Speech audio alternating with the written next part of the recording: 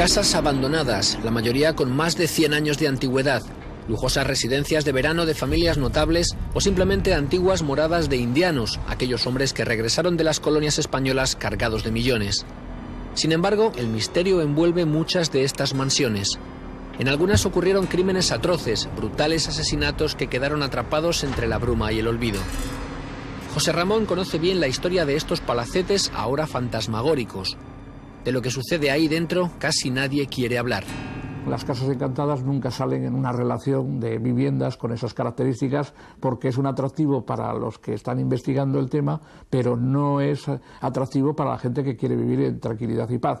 En la misma ciudad de Santander, incluso no casas, sino en pisos, hay alguno, concretamente en la zona de Cazoña, que se han reflejado estos fenómenos desde hace tiempo y tienen problemas para venderse y para alquilarse. Señales del más allá, fenómenos extraños, crímenes y misterios que nos transportan a otro tiempo. Muchas de estas casas son abandonadas al poco tiempo de comprarlas o alquilarlas y su reventa se hace poco menos que imposible.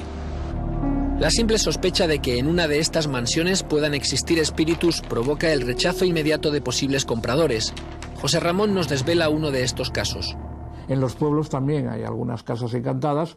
Creo recordar que en el Astillero, desde luego en el lugar de Monte, donde hubo un crimen de tipo espiritista, un ritual que a veces parece satánico, pero con ribetes cristianos, también ha habido problemas en aquella casa. Las crónicas de la época relatan este suceso. Tuvo lugar en el barrio santanderino de Monte. Ocurrió en 1920, cuando un pastor adventista llamado José Meré mató a su hija de 18 meses después de autolesionarse gravemente.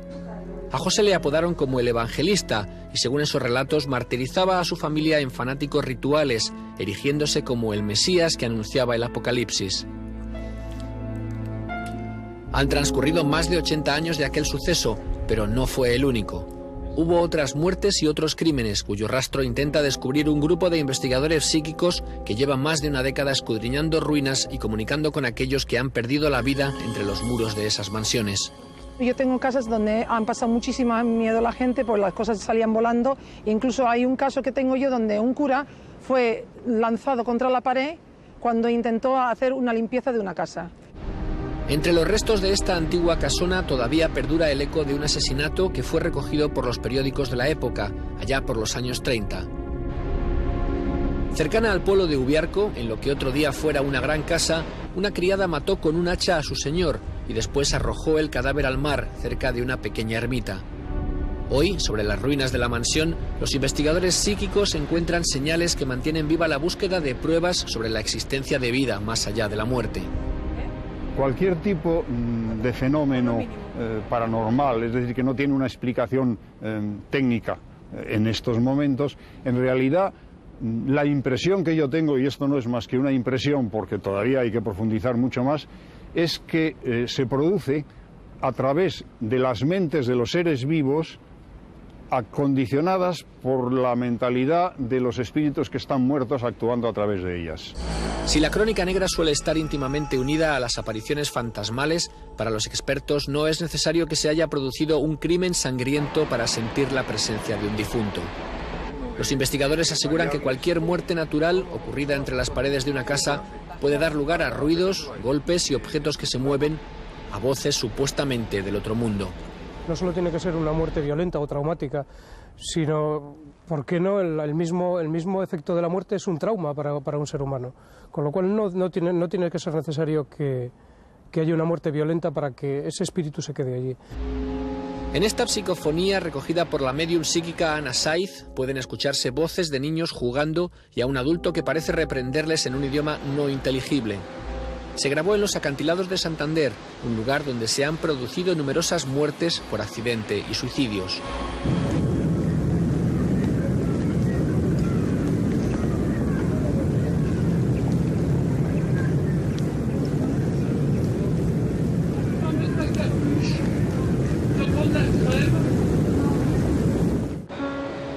En Cantabria ciertas casas parecen albergar las sombras de su pasado.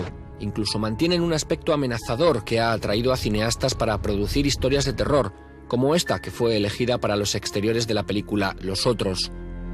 Pero ¿son los sucesos siniestros que tuvieron lugar en otro tiempo los que hacen ahora inhabitables estas casas? por qué una sombra decide vagar en una casa en vez de reposar en la muerte. El individuo, al morir, conserva toda su personalidad, sus recuerdos, sus vivencias, pero moviéndose en unas frecuencias de oscilación para esas ondas que están alejadas de las que corresponden al nivel de vida. No es que hayan cambiado y por lo tanto él no nota que ha muerto, sino que lo que cambia es la forma de fluir el tiempo en este nuevo estado. El grupo de investigadores prepara minuciosamente su traslado a una casa embrujada. En ella habitó antes de la Guerra Civil una bruja llamada la Remonegra. Su hijo se suicidó en esa casa y la bruja tuvo que marcharse del lugar. Esa morada fue sometida a una ceremonia de exorcismo y al cabo de los años una familia entró a vivir en ella, pero se vio obligada a abandonar la casa. Dicen que se oían ruidos, extrañas voces, que todo se movía. Hoy, los investigadores, a través del método ancestral y peligroso de la Ouija, inician la búsqueda del espíritu de la bruja, que todavía permanece entre las paredes de esta casa. Venid, espíritus elegidos, entes superiores. Si quieres hablar a través de la Ouija, aprovecha que tienes la puerta abierta.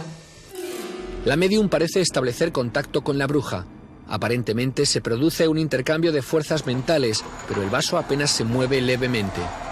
El espíritu es retado por la médium, pero aquel percibe hostilidad y se limita a desgastar a su enemigo. El diálogo se produce a través de la mente de la médium en lugar del tablero de la Ouija. La primera presencia que yo he notado en esta casa parece ser que era la que vivía en esta casa, que era la Remonegra, que la llamaban la bruja, porque ella a mí me llama la bruja. Entonces es cuando yo la llamé a ella bruja, entonces la reté.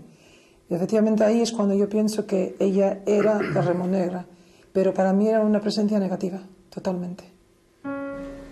Otra fórmula, la más antigua, rodeada de misterio, menos prolija y aún más peligrosa que la Ouija, es el espiritismo. La médium coge de la mano al resto de los miembros de la mesa espiritista y en un ambiente frío que no supera los 3 grados, proceden a conectar mentalmente con el otro mundo. Si hay algún espíritu presente, que nos haga alguna señal de algún tipo. Te abrimos la puerta, no me tengas miedo. Te ordeno que te marches y me pares de robar la energía. La médium percibe ahora la presencia de 2 personas, una mujer y un niño. Al lado, el científico Carlos Pellón investiga las fuerzas que pueden estar actuando a través de la médium psíquica y analiza con ella lo sucedido. Ahí noté que había otra presencia y era más suave. Y es la que me dijo que se llamaba Aurora. Y que había un niño con ella, le he visto yo, que tenía el pelo como un castañito claro, y era como un niño de unos 3 años, y que no era hijo de ella, sino alguien que había fallecido en el barrio. La física todavía no encuentra respuestas convincentes, pero cada vez es mayor el número de investigadores que desde el lado de la ciencia son arrastrados por la fascinación de saber lo que ocurre cuando la vida termina. Hasta donde yo he podido conocer, en el momento en que se produce la muerte de un ser vivo, toda su estructura mental, formada por ondas que no son de tipo electromagnético, pasa a un nivel de oscilación de más alta frecuencia y por lo tanto pierde totalmente la posibilidad de seguir interactuando con el mundo de los vivos. Esta psicofonía fue grabada por el parapsicólogo Antonio Sainz en el Faro de Santander, un lugar donde en la guerra civil combatientes de ambos bandos arrojaron a sus enemigos a los acantilados.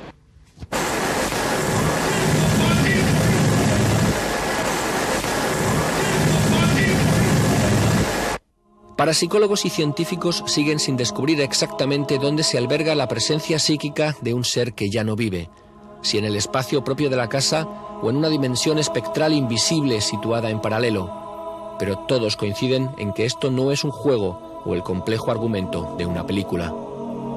Quisiera recalcarles que no hagan nunca esto que hemos hecho nosotros aquí. Y en caso de que lo quisieran hacer, por favor háganlo con profesionales. Nunca jugando ni de su mano mayor, porque pueden acabar como un buen amigo mío que acabó en manos de un psiquiatra. Y les aseguro que no es una experiencia muy agradable.